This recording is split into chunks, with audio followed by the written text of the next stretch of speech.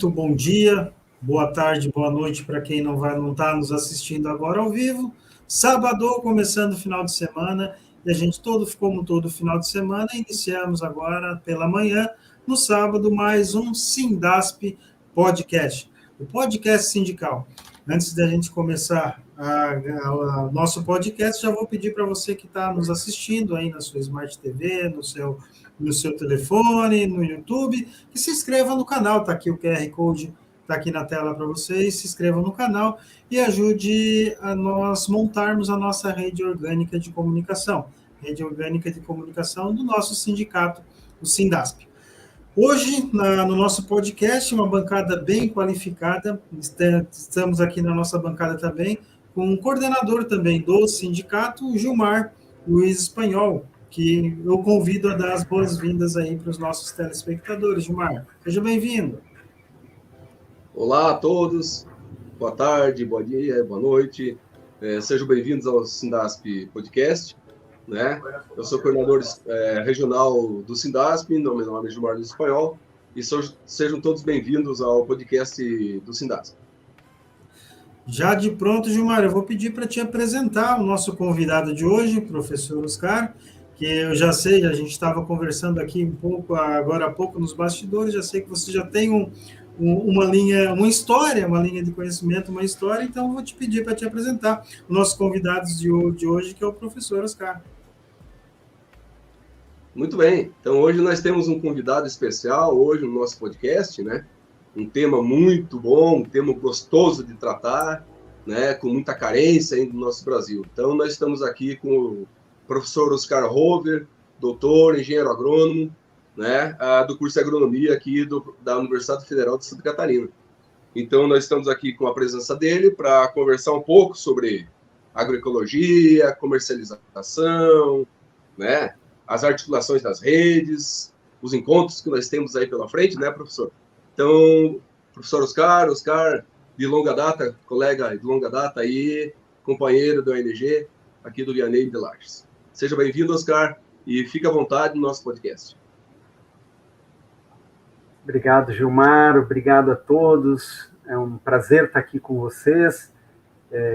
Enfim, estou aqui à disposição, né? A gente tem uma trajetória de trabalho conjunto, de parceria, e vamos fazer essa conversa.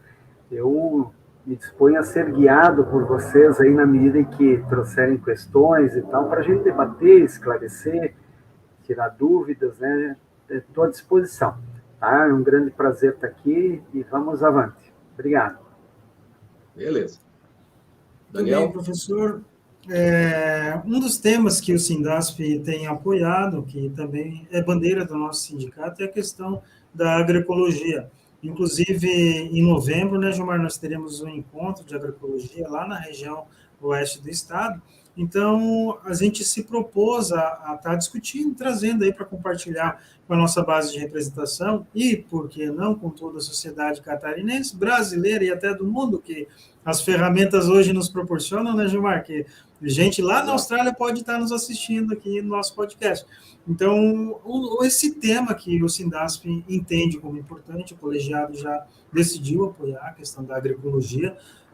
Temos esse encontro lá em novembro e nós nos propomos até novembro estarmos aqui no nosso podcast discutindo sobre essa temática da agroecologia. Então, a pergunta já, professor, já iniciando, agroecologia, o que é agroecologia? É uma pergunta para começar. Falei que era uma hora, mas já fiz uma pergunta para os 3 programas, né? Você começa me complicando, isso sim, né? Então, olha só, aqui nós na pós-graduação, eu inclusive trabalho com os nossos estudantes sobre essa definição, né, o que seria a agroecologia, e uma da primeira questão que a gente dialoga e chega à conclusão é justamente a polissemia, né? Ou seja, a diversidade de sentidos, de significados, dependendo de quem está falando, né? O que você vai ter ênfases diferentes do que possa ser e de quais seriam os elementos centrais, né? da agroecologia, né? Contudo, eu diria que tem algumas coisas que são marcas que incontornáveis, né? A primeira delas é justamente pensar a agroecologia como uma perspectiva de modelo de desenvolvimento rural centrado num horizonte de sustentabilidade, né? Então, a questão de pensar que nós precisamos produzir alimentos que sejam nutritivos, sadios, e que, ao mesmo tempo, se possa, ao longo tempo, né, no sentido da sustentabilidade, que essa produção ela não só degrade os recursos nos contextos em que ela ocorre, mas que ela também seja feita, né, com bases de insumos e etc., que não danifique outros agroecossistemas, outros ecossistemas, enfim, criar um sistema agroalimentar, né, e sistemas agroalimentares locais e um sistema agroalimentar global, não é, que seja sustentável, e aí a gente pode, desde dimensões ligadas à sustentabilidade local do processo produtivo do sistema agroalimentar, até questões ligadas a aquecimento global, ao sistema agroalimentar no seu sentido planetário, né? Então, eu diria que esse componente da sustentabilidade é um dos elementos mais centrais, mas ali na explicação que eu fui dando já fica claro, né, que quando você vai demonstrando esses contornos, já aparece ali componente de integração internacional, já aparece componentes de comercialização, já aparece componentes de organização social, política e econômica para viabilizar esse tipo de abordagem, né? Eu diria que, essencialmente, não querendo me alongar muito, né, porque, novamente, os sentidos são muito amplos, eu posso apresentar uma ideia de agroecologia como um conjunto de práticas que vem desde a ancestralidade, que são agregadas por novos conhecimentos científicos, agronômicos, visando essa sustentabilidade, mas eu posso também dizer que a agroecologia é um movimento social, enfim, eu posso dar à agroecologia todo um conjunto de sentidos que ela, de fato, tem, conforme os diferentes atores que vão se referir a ela, né? Mas eu diria que o essencial é a gente perceber que vivemos num contexto em que há uma perspectiva hegemônica de produção de alimentos, de distribuição e etc., que ela tem se demonstrado insustentável, que ela tem gerado processos de degradação ambiental, social, exclusão econômica e etc., e que a agroecologia, nesse sentido amplo que a gente está se referindo, ela aparece como uma abordagem que se propõe alternativa a isso, né? Que às vezes consegue dar contornos efetivamente alternativos, mas também a gente está descobrindo os caminhos, né, da agroecologia e de como a gente pode construí-la para avançar, né, no sentido de escalonar, de dar mais amplitude às práticas que a gente já conseguiu demonstrar que são viáveis, etc., para realmente, né, a gente construir um outro sistema agroalimentar global e distribuído, né, nos diferentes agroecossistemas do planeta, né? Você vê, Daniel, que a própria explicação do que é agroecologia que o Oscar colocou para a gente já é um multicomplexo, vamos dizer assim. Você encaixotar a agroecologia dentro de uma disciplina, dentro de uma universidade, é até meio sacanagem, né, Oscar? Né? Você encaixotar dentro de uma disciplina só, né? A agroecologia ela já é um pouco desafiador demais, né? Para a ciência agroecologia, né? Então, Espanhol, aqui eu só me permita, né? Eu acho que tem duas dimensões. Eu acho importante isso que tu te referes, porque, de fato, a agroecologia é algo tão amplo que ela, na verdade, essa perspectiva da própria sustentabilidade, se a gente pensar isso em termos epistemológicos, exigiria que ela transversalizasse, né, as diferentes disciplinas, conteúdos, de diversas formações profissionais. Mas, por outro lado, né, garantindo aqui um certo contraditório, às vezes é importante a gente criar uma disciplinazinha lá, simplesinha, para dar algumas noções, né, para as pessoas que estão chegando, que querem ter um entendimento mais geral, afinal, o que significa mesmo isso, né? Então, eu sou daqueles que eu concordo, né, que não cabe numa disciplina, mas, ao mesmo tempo, eu acho que, às vezes, é importante para ajudar, né, pelo menos em noções básicas, a quem está chegando no tema, né? Sem dúvidas, cara. Sacanagem, né, Gilmar? Eu vou começar com essa pergunta aqui. Mas, professor, a intenção é que, como a gente vai abordar esse tema, a questão da agroecologia, ao longo do ano inteiro, 2023, então seria mais ou menos nesse sentido mais amplo, né? De iniciarmos dessa introdução, no sentido que eu também já conversei com alguns profissionais em relação a esse tema, e eu já entendi que não cabe realmente num formato só. Mas, Gilmar, então, agora te passo para te fazer uma pergunta mais específica, que não seja tão complexa, tão ampla, né? Fica à vontade, Gilmar. Na verdade, eu vou fazer um comentário em cima de um trecho da fala do Oscar, que foi bem explicado, vamos dizer assim, no termo amplo do termo da agroecologia, né? Que são os vários caminhos, né, Oscar, para a gente mudar o nosso sistema agroalimentar, né? Tá? Baseado em poucos alimentos, né? Baseado num sistema praticamente afunilado em poucas empresas, em poucas distribuidoras de alimentos, né? Então, entre esses vários caminhos que nós temos, né, é a reorganização do sistema agroalimentar. Na minha visão, vou dizer assim, extremamente difícil de se fazer, né, porque nós estamos enfrentando grandes conglomerados de alimentos, né, dos alimentos e internacionais, né? Se não me engano, a gente tem 4 ou 5 famílias que dominam praticamente os alimentos agroindustrializados no mundo, vamos dizer assim, né? Então, extremamente concentrado até nisso, né? Com base em alimentos, com base em poucos alimentos, milho, soja, trigo, né? Por aí afora. Mas eu quero trazer um pouco só para o debate, que é um pouco do que a gente escuta dentro da nossa empresa, né? Como você falou no início, no bate-papo anterior que a gente começou a conversar, a respeito da importância da nossa empresa EPAGRE, né, e SIDASC no trabalho de extensão rural aí do estado, né? E a gente ouve falar muito do termo transversalidade, né, da produção agroecológica nos vários projetos que a gente tem dentro da empresa. É quase que uma forma de não aplicar né, os nossos conceitos, né, e não aplicar a produção orgânica e agroecológica nos nossos projetos, quer seja ele da hortaliça até a produção da proteína animal, né? Então, um pouco do desafio que nós temos pela frente, né, Oscar?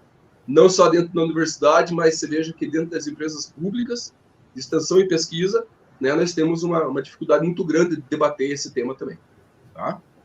Mas, basicamente, Oscar, eu queria encaminhar contigo um pouco do que a gente vai ter, Oscar. A gente sei que dentro desse tema tão amplo que é a agroecologia, e nós aí do Sindasp estamos fazendo esses temas até o final do ano e vamos tentar prosseguir, mesmo após o evento lá do final do ano, que a gente é apoiador lá no Oeste, Encontro de Agroecologia, né? Nós temos os vários caminhos, e entre eles, né, vocês ali da UFSC, né, através do LACAF, vocês estão organizando esse seminário, esse encontro internacional de alimentos saudáveis, né, e redes agroecológicas de produção de alimentos, né. Então, eu queria que se falasse um pouquinho desse evento, né, para a gente poder debater um pouquinho a dificuldade que nós temos, né, que às vezes nós produzimos bem, né, Oscar? Nós produzimos bem, né, sem agrotóxico, testado pela SIDASC, testado por organismos de certificação, né? Colocamos no mercado, tentamos colocar no mercado a um preço justo, porém, acaba não chegando do consumidor, acaba tendo dificuldade para que esse alimento realmente chegue a quem interessa realmente, que é o consumidor, e o consumidor de baixa renda, na minha modesta visão, né, Oscar? Então, eu queria que você colocasse um pouquinho da importância desse evento que vocês estão organizando, né, e da forma ampla que a gente está tentando debater aqui dentro do podcast. Obrigado, Oscar. Até se vocês me permitem, eu voltar um pouquinho no anterior, não é? Porque eu entendo que o Gilmar tocou numa questão extremamente relevante para a gente pensar a agroecologia, como a gente já disse, né, complexa, é tão complexa, e às vezes a gente deixa de dizer coisas importantes, né? E acho que o Gilmar tocou numa questão importante que tem a ver com a noção de biodiversidade, né? Alguns autores dos mais importantes estudiosos na área da agroecologia, Altieri, Glisman, etc., né, eles vão trazer justamente a ideia, né, que a agrobiodiversidade é um pilar estratégico da noção de agroecologia, né? E nesse sentido, a gente, quando vai pensar os processos agroecológicos, né, não só de produção, mas todos os que estão envolvidos na dinâmica, né, não só de produzir, mas depois de distribuir, de comercializar, de consumir, do consumo, né, eles envolvem toda uma dinâmica de socio-agrobiodiversidade, né? Então, há uma complexidade que difere em muito, né, da abordagem da produção em monoculturas, né, e com base em insumos, né, como agrotóxicos, etc., altamente predatórios, né, seja o meio ambiente, seja a saúde humana, né? E é nesse ponto onde eu faria ponte com a questão do seminário que a gente está organizando, né? Por quê? Veja, o título de seminário, ele primeiro é alimentos saudáveis, então a gente, em primeiro lugar, quer deixar esse destaque, né, de que a gente está produzindo um tipo específico de alimentos, que é um alimento que não é carregado de todo um conjunto de riscos à saúde humana e etc. E veja, a Anvisa, por um tempo, né, a Agência Nacional de Vigilância Sanitária, ela fez pesquisas de resíduos de agrotóxicos em alimentos, isso infelizmente parou no governo passado federal, espero que retorne, né, porque aquelas pesquisas elas ajudaram a gente, a sociedade, a perceber, né, quais alimentos tinham taxas residuais altamente perigosas, inclusive em alguns casos, para a saúde humana, né? Ou seja, e observa, eram alimentos retirados da gôndola dos mercados, onde o consumidor pegava o alimento, e aí feita a análise dos resíduos de agrotóxicos naqueles alimentos, né? Então, esses alimentos que têm esse grau de toxidez, de contaminação, um outro fato não menos importante no caso brasileiro, né? O Brasil, a partir de 2008, ele passa a ser o maior consumidor internacional de agrotóxicos, né? Em termos absolutos, o maior consumidor de 2008 para cá. O que isso tem a ver com o nosso seminário, né? Tem a ver que essas informações de alimentos contaminados, do Brasil ter se tornado o maior consumidor de agrotóxicos, etc., isso se tornou notório para o conjunto da sociedade. Os consumidores, em geral, nos centros urbanos, onde está a grande maioria dos consumidores que, ao final, vai pagar, não é, pelo alimento e vai fortalecer ou não um perfil de cadeia produtiva mais agroecológica ou mais convencional, esse consumidor ele tem sido alertado e está cada vez mais preocupado com o tipo de alimento que ele leva para a sua mesa, em função dessas informações que estão chegando a ele, né? Então, nesse sentido, a gente, em 2019, fez o primeiro seminário tratando desse tema dos alimentos saudáveis e das redes de produção-consumo. Por quê? Porque a ênfase que a gente quer marcar é justamente no sentido de avançar num processo de aproximação entre os dois elos mais frágeis das cadeias de produção de alimentos, quem seja os agricultores que trabalham de sol a sol, suam e que, ao final das contas, são os que recebem o menor valor na dinâmica da cadeia de produção, das cadeias, né?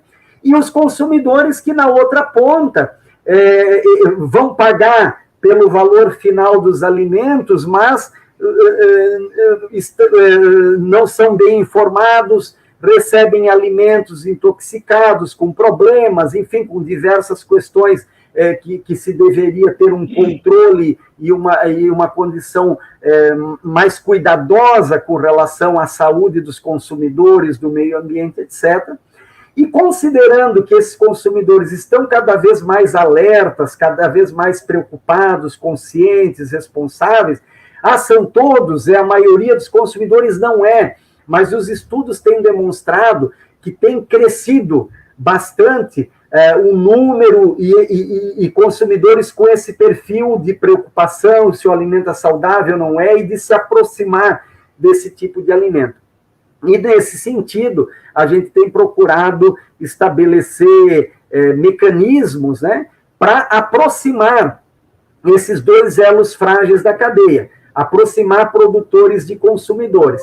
Então, especialmente nos centros urbanos, a gente tem procurado criar metodologias, tecnologias sociais de compras diretas, de compras e vendas em circuitos curtos de comercialização, diversos formatos, né, para aproximar quem produz de quem consome, e assim os agricultores serem valorizados nesse processo e os consumidores receberem um produto de qualidade, saudável, e poderem pagar preços mais justos, inclusive, porque quando compram direto do produtor, ele não vai comprar um alimento com todo aquele valor que se agrega na cadeia, né, quando tem vários intermediários entre quem produz e quem consome, né? Então, só para finalizar, a perspectiva do seminário, e aí tem o termo das redes agroecológicas, né? Então, o que a gente está vendo acontecer e fazendo e ajudando a acontecer? Não só aproximar produtores e consumidores, mas ampliar a dinâmica de organização em redes. Então, às vezes, tem lá um grupo de agricultores e consumidores se conversando, mas estão só eles, às vezes, frágeis, o agricultor não tem tanta diversidade de escala, o grupo de consumidores é pequeno. Então, a gente tem procurado, né, ver onde e o que está acontecendo nesses contextos para tentar aproximar outros atores, criar redes que amplie, né, essa diversidade de produto, que amplie esse número de consumidores que se envolva, né, nesse processo de compra e venda direta ou em circuitos curtos, né, justamente no sentido de ampliar essa valorização do que nós temos denominado de mercados agroecológicos, né? Muito legal. Daniel, tem alguma pergunta para o professor? Muito bem, eu já te devolvo, Gilmar. O Gilmar está louco para fazer umas perguntas aí, Camila. Não, Gilmar, professor, eu vi que tua fala é no sentido de alimentos saudáveis, né? E o maior, infelizmente, o maior consumidor de agrotóxico do mundo ainda, somos nós, né, o Brasil. O agrotóxico, né, Gilmar, que é usado no sentido de matar as pragas e tal.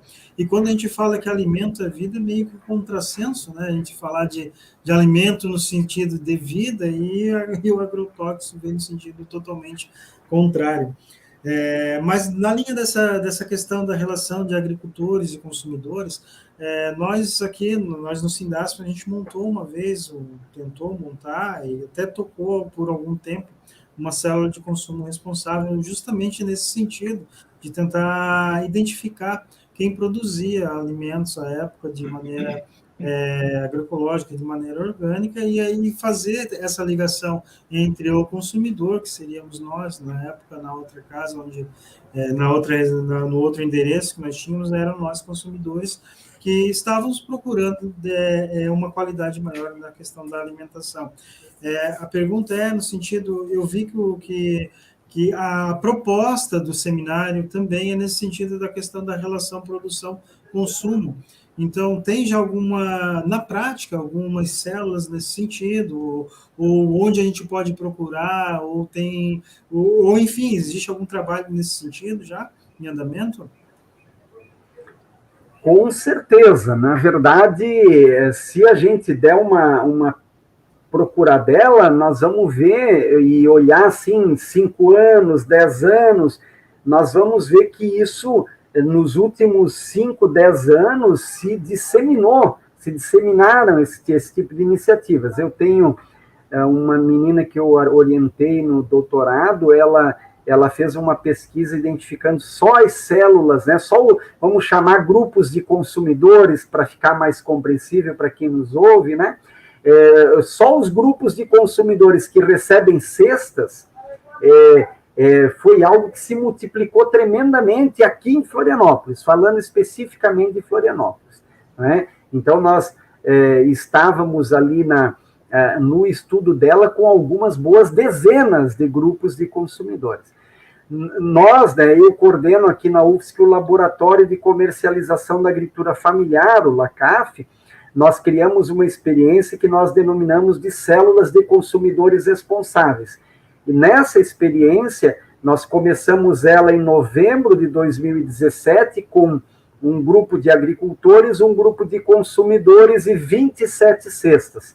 Hoje nós temos 6 grupos de agricultores, são 13 grupos de consumidores apenas nessa experiência, né? E são 500 cestas semanais que são trazidas desses 6 grupos de agricultores.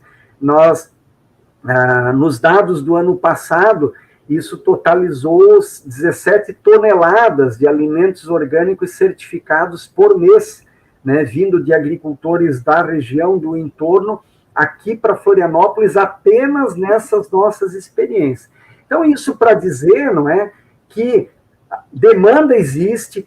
Você mesmo colocou, pelo que eu percebi na pergunta, né, parece que vocês tentaram, fizeram um pouco, depois você me conta melhor, e eu não sei se a iniciativa teve continuidade, né, ou eventualmente por que não teria tido, mas veja, isso demonstra, tem grupos de consumidores cá e acolá procurando se organizar para construir esse tipo de proposta. O que acontece? Às vezes, o pessoal contacta com um grupo de agricultores que tem uma baixa diversidade, uma baixa escala produtiva, que não consegue abastecer aquele grupo de consumidores de maneira adequada, dentro da expectativa, e as experiências, elas perdem força, né?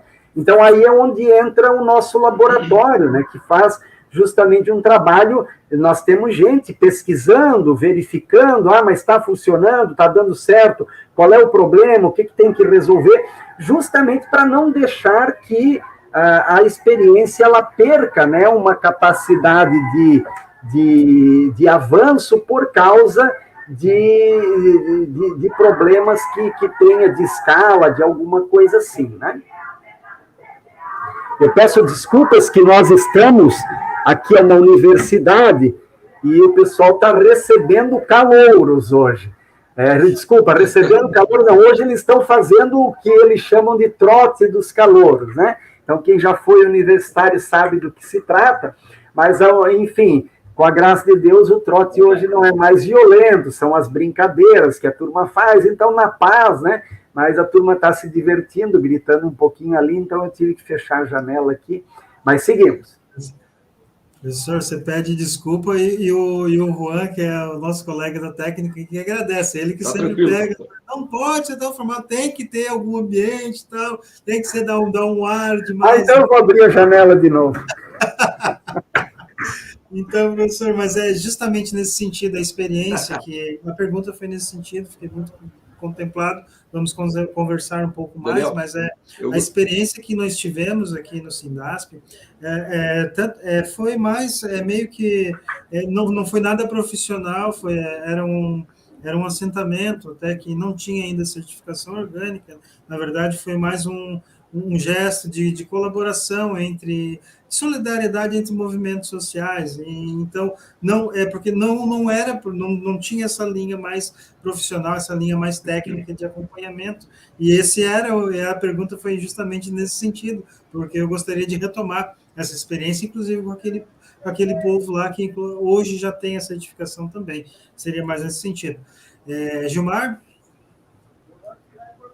Não, na verdade, assim, essa abordagem do seminário sobre a comercialização e aproximação, né, do agricultor, do consumidor, é o grande desafio.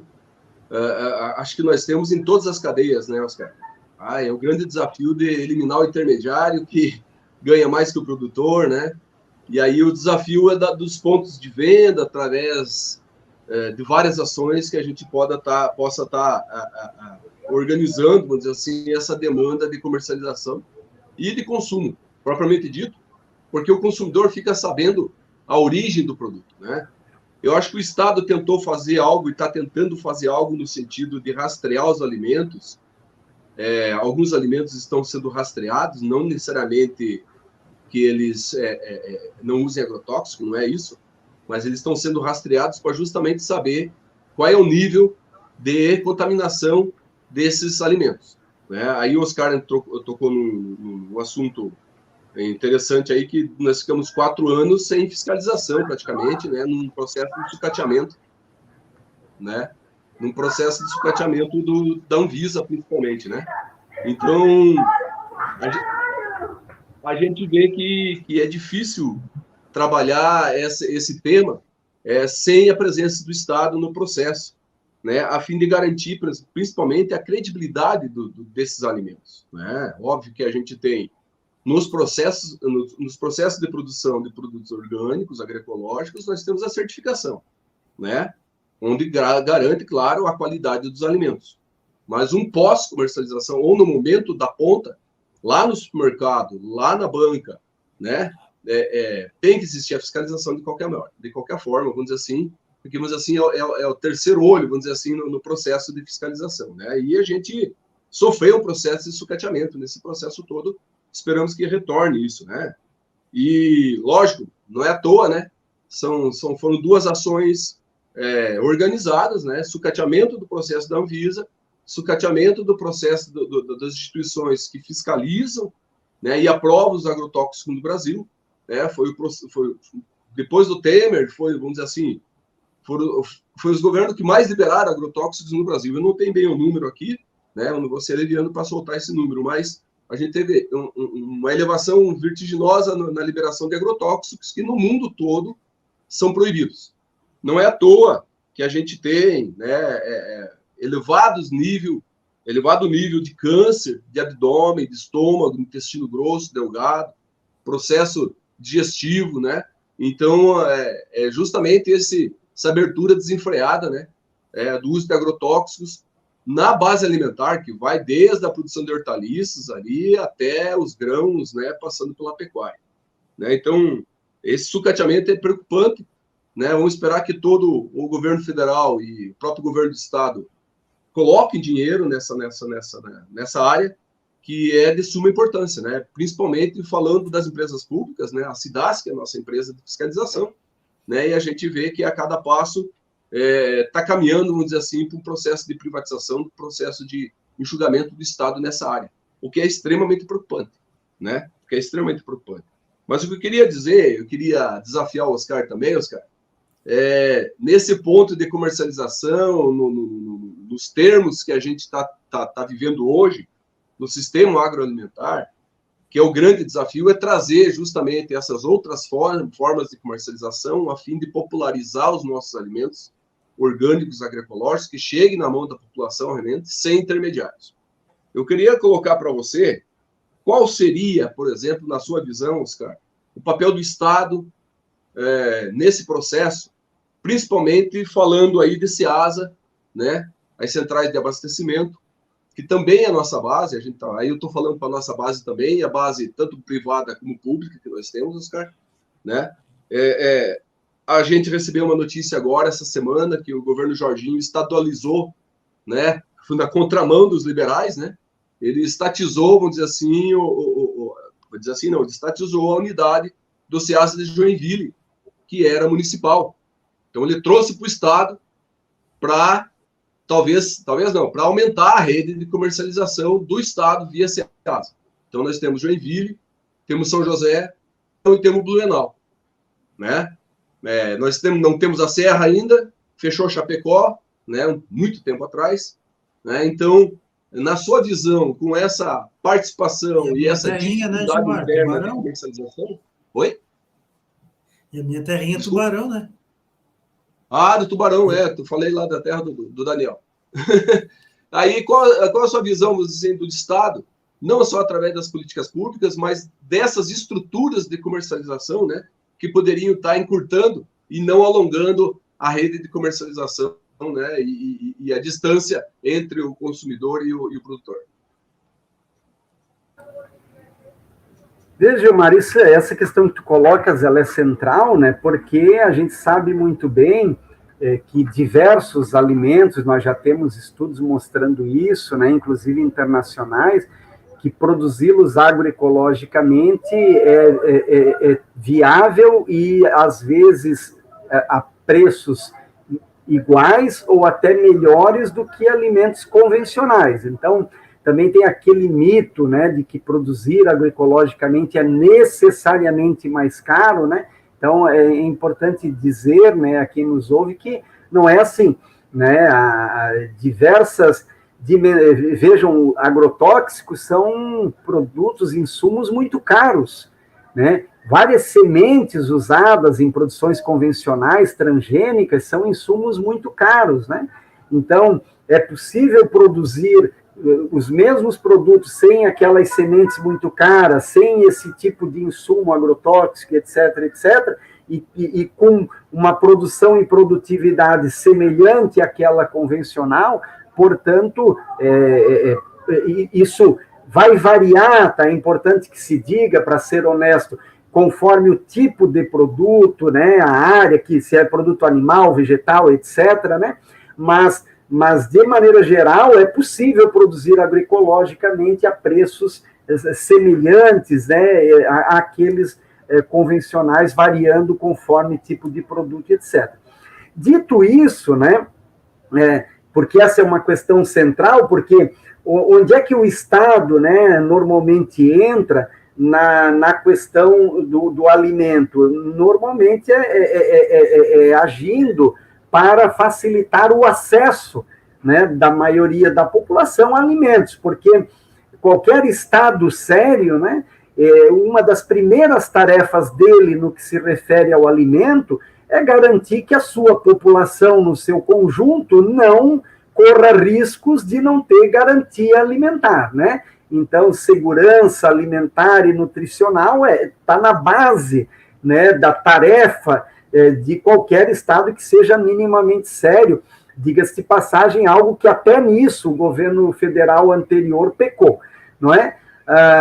Mas, então, tendo isso como uma tarefa básica de qualquer Estado, como garantir acesso, né, a esses alimentos que vão ser mais saudáveis, vão ser melhores, para o conjunto da população? Aí tem várias questões que entram em jogo, né? E eu diria, para fazer a ponte com a sua pergunta especificamente, a gente poderia mencionar desde mercados institucionais, como o PA, PNAE, poderia falar de várias questões, inclusive temas da fiscalização que você tocou antes da pergunta, porque as fiscalizações são centrais, né, para garantir que aqueles que não cumprem leis, aqueles que contaminam e etc., que eles tenham o devido cuidado, né, da lei, o rigor da lei sobre eles, né? Mas indo especificamente para a sua pergunta, que focou mais na questão das SEASAs, né, eu faria o seguinte comentário. Em primeiro lugar, eu queria só fazer uma menção que as SEASAs no Brasil, elas foram criadas no contexto da criação dos cinturões verdes, né? No entorno das cidades maiores, das metrópoles e tal, durante o regime militar, né? Qual que era a ideia? Justamente uma ideia de segurança alimentar. Vamos, nos entornos dos centros mais populosos, garantir a produção de hortaliças, frutas, legumes e verduras, não é? Para aquilo que vai garantir, né, o acesso e etc. Tal, a gente, então, por mais erros que aquele regime possa ter cometido, mas observa que ali tem, né, uma iniciativa que faz sentido, né? No entorno dos centros urbanos, você criar cinturões verdes, uma política que vem lá da Inglaterra, que o Canadá avançou muito, vários países avançaram muito né, nessa criação de cinturões verdes agroecológicos. Por que eu estou dizendo isso? Porque, veja, as CEASAs, elas entraram justamente nesse arranjo, não é? Porque você tem os centros urbanos, você tem o cinturão verde e você tem a CEASA, que o papel dela, né, seria o quê? Pegar os alimentos desse cinturão verde, desses agricultores que estão produzindo ali, e construir mecanismos, né, de reunir aqueles produtos do espaço de atacado da CEASA para, a partir dali, distribuí-los para o centro urbano. E, obviamente, as CEASAs também fazem, né, a aquisição de produtos de fora do território para complementar aqueles do território. Então, na origem da proposta é isso, né? Então, veja, eu diria que se a gente olhar para as CEASAs, elas são um organismo que foi estruturado, houve muita política pública para estruturar, e com questões que a gente poderia qualificar aqui e acolá, mas elas funcionam bem, elas têm uma dinâmica de trabalho que resulta, entrega, né, os resultados em torno desses alimentos convencionais. Ora, onde eu quero chegar? Justamente numa proposta que nós já levamos a alguns fóruns, inclusive do governo estadual, de nós avançarmos para uma proposta de cinturões verdes agroecológicos. Não é? O que é algo altamente viável, possível, muito tranquilo de se fazer, porque justamente a área em que a agroecologia mais avançou mundo afora, em termos produtivos, é na área das hortaliças e das frutas, legumes e verduras, né? Então, nós temos muito know-how de produção, de capacidade, de entender como faz.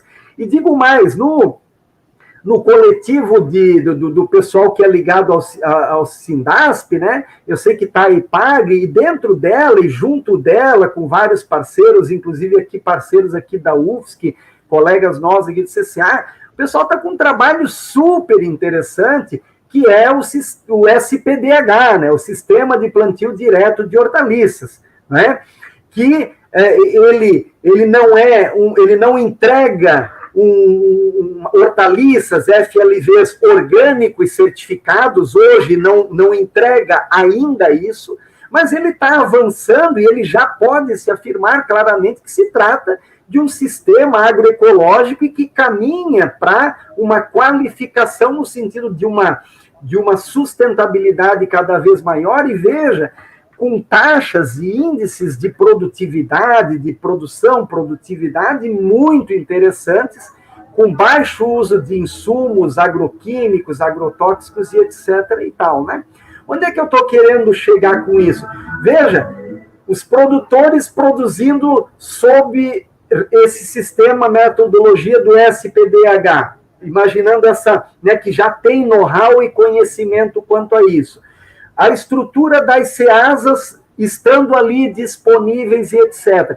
Então, qual é o meu entendimento? É uma questão de nós encontrarmos um governante que tenha vontade política para fazer essas coisas se interligarem e funcionarem, não é? Porque o conhecimento para a produção ele existe, o que a gente precisaria, e eu sei que na própria IPAGRE já está acontecendo, eu tive no evento recentemente, né?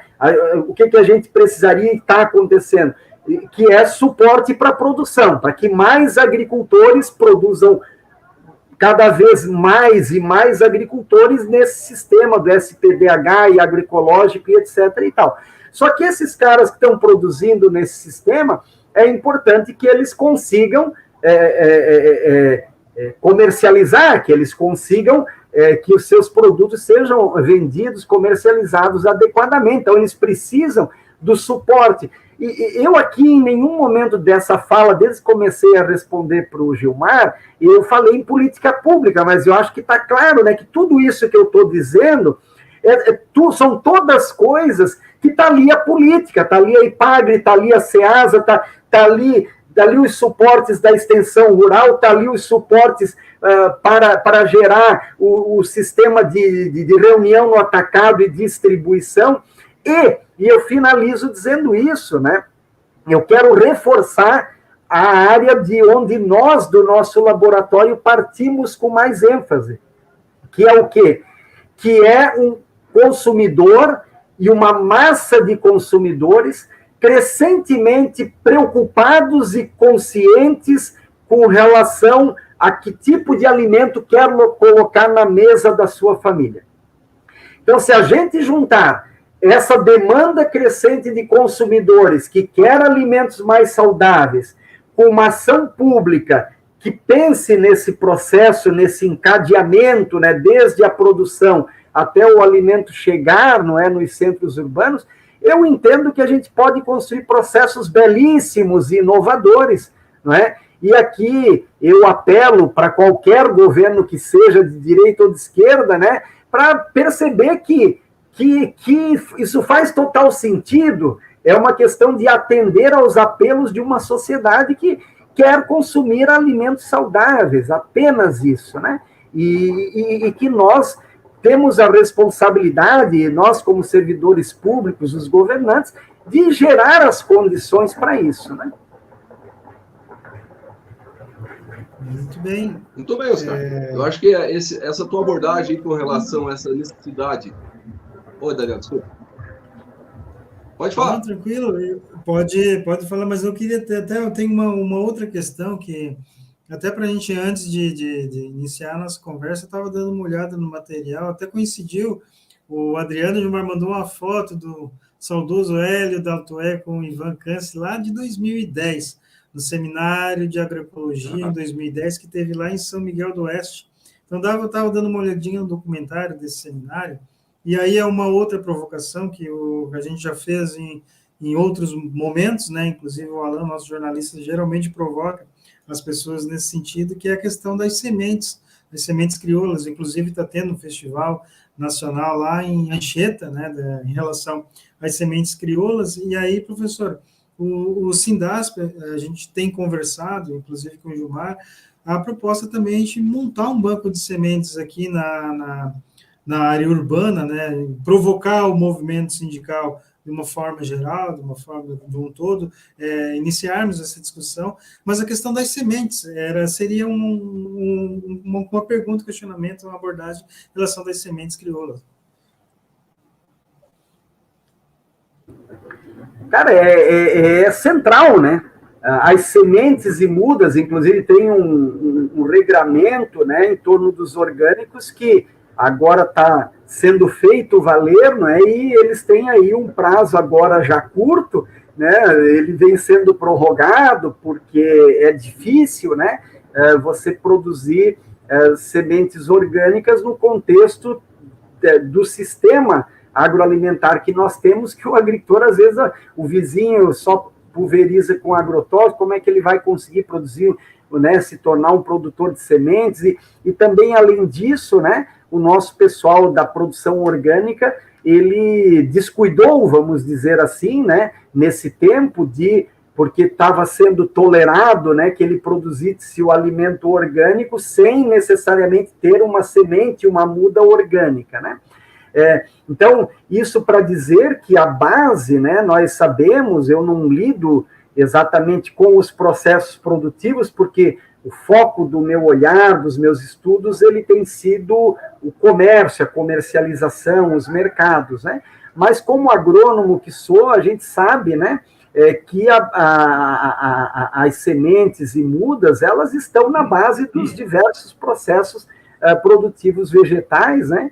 E que a gente precisa pensar como lidar com isso, né? Então, a gente, para pegar o exemplo, né, do milho, que é um exemplo bem conhecido, né, de como as sementes transgênicas vieram e se tornaram quase, não só hegemônicas, como quase, né, a única alternativa, e os agricultores, os movimentos fazendo um trabalho belíssimo, né?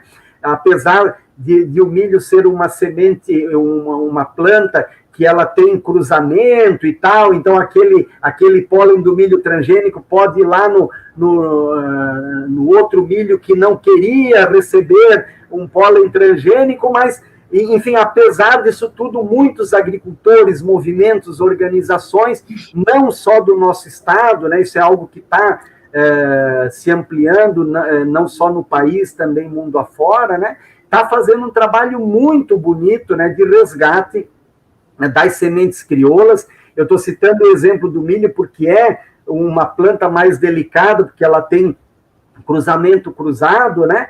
Mas essa busca de resgatar as sementes crioulas, de valorizá-las, e aí eu avançaria para uma questão além, né? E ficando ainda no exemplo do milho, nós temos a Expo Inter, ali no Rio Grande do Sul, há alguns anos, eu não saberia agora dizer quando foi isso, né? Houve uma premiação, inclusive, de produtividade para uma dessas sementes, né? De polinização aberta, de milho crioulo, né? Ou seja, justamente demonstrando, veja, nós estamos tirando o custo de comprar aquela semente que é caríssima, nós estamos eventualmente tirando outros custos no processo e, além disso, produzindo um alimento que não é transgênico, que pode oferecer outras garantias para o consumidor, para o meio ambiente e assim por diante, né? Então, eu não sei se conseguir responder, mas eu tentei usar aqui o exemplo do milho para justamente dizer, né, da importância e também fecharia dizendo do risco, né? Porque, veja, nós já tivemos nessa dinâmica da transgenia, né, dos estudos transgênicos, nunca é demais lembrar que pesquisadores ligados às empresas de transgenia já criaram, né, lá o gene Terminator, né? Ele foi criado, não é? E foi proibido lá nos Estados Unidos de se disseminar, mas enfim, vejam a loucura, né, de se criar um gene que tem capacidade de inviabilizar a reprodução daquela espécie na medida em que aquele gene entre lá, né? Então, observe a que ponto, né, que nós, como humanidade, podemos chegar em termos de ir para caminhos que podem nos levar para um brete que a gente pode não conseguir sair daqui a pouco, né? Porque é algo que pode nos levar a riscos muito grandes, né? Além, e sem falar, na enorme diversidade que vem sendo perdida, né, de espécies, de variedades mundo afora, né? Então, vejam, essa é uma outra tarefa que os agentes públicos, né, poderiam se dedicar mais a isso. Mas se a gente for ver de fato, as organizações da sociedade são quem está tomando mais iniciativas para resgate, né, dessas espécies e variedades que estão se perdendo e alertando os agentes públicos, mas nós temos ainda um baixo nível de resposta dos agentes públicos para realmente garantir, pelo menos, esse cuidado de não perder, né, na forma como já perdemos tantas espécies e variedades, aí sementes e mudas, enfim, de espécies e variedades no passado. Né? Muito obrigado, Gilmar.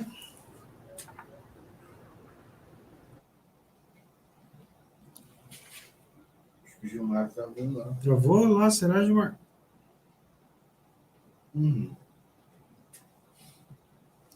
Muito bem, professor. Então, assim, esse seminário internacional ele vai acontecer na UFSC, né? Então, no dia 25 e 26 de abril, Seminário Internacional dos Alimentos Saudáveis, redes agroecológicas de produção, consumo.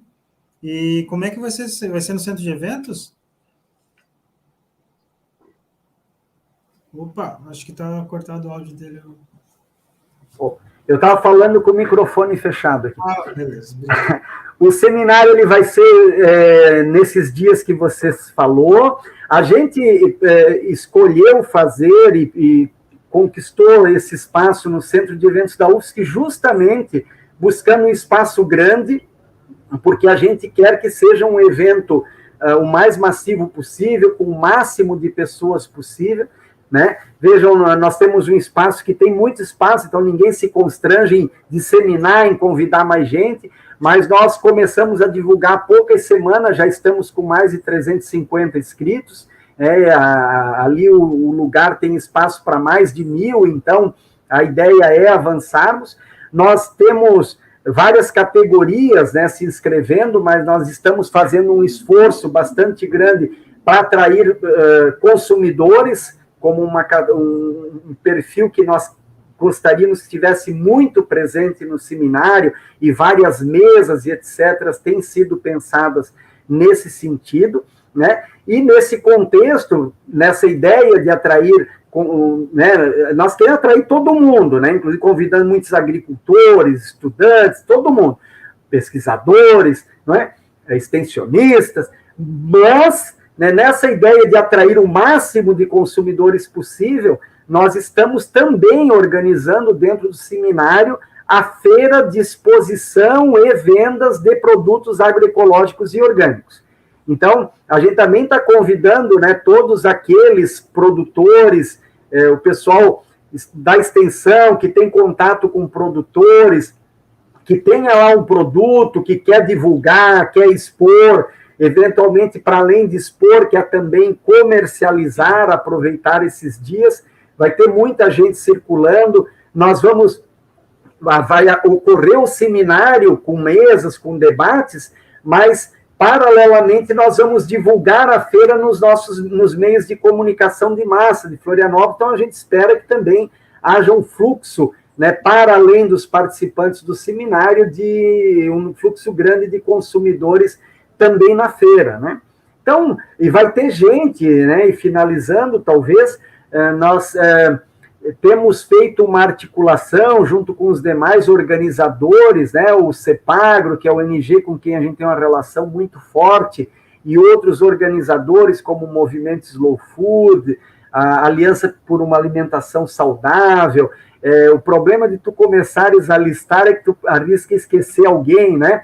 O Centro Vianney de Educação Popular, ali de Lages, o núcleo de pesquisa em nutrição ali da UFSC também, que a gente tem uma articulação forte com o pessoal da nutrição em torno dessa questão dos alimentos saudáveis, e temos uma expectativa muito grande que os nutricionistas estejam e participem em massa do evento para nos ajudar a construir esses elos, né, entre produção e consumo de alimentos agroecológicos. Mas, no contexto desses organizadores, e além deles, tantos outros apoiadores que estão conosco, a própria EPAGRE, Cressol e etc., né, nós estamos também trazendo várias pessoas de redes da Bolívia, do Paraguai, de outros países, da Itália e etc., para trazer outras experiências e também vir aqui debater conosco,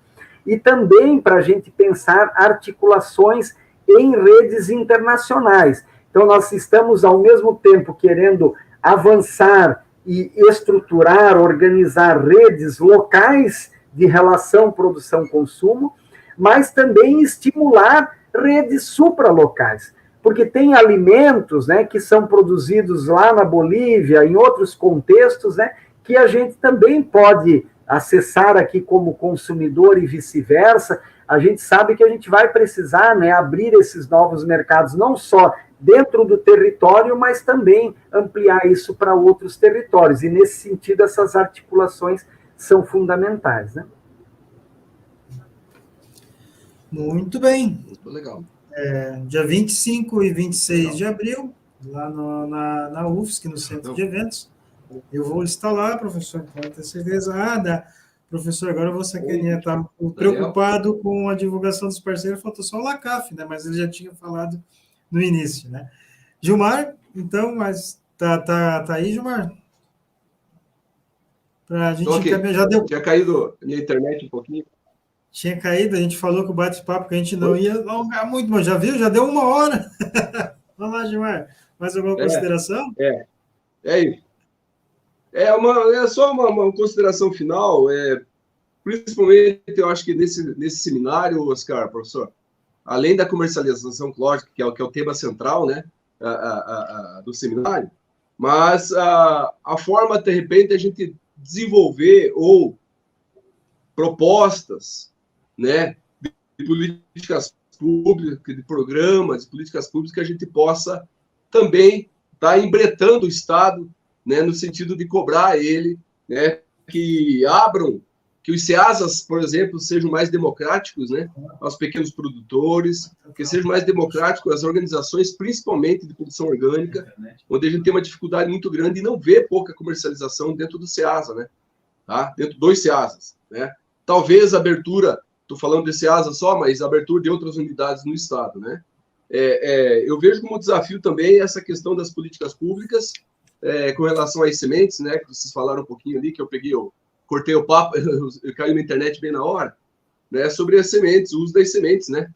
Porque o maior exemplo, né, Oscar, se falou em EPAGRE, né, nós temos um programa chamado Terra Boa no Estado, né, onde há subsídios de insumos, né, tá? E, por incrível que pareça, nós não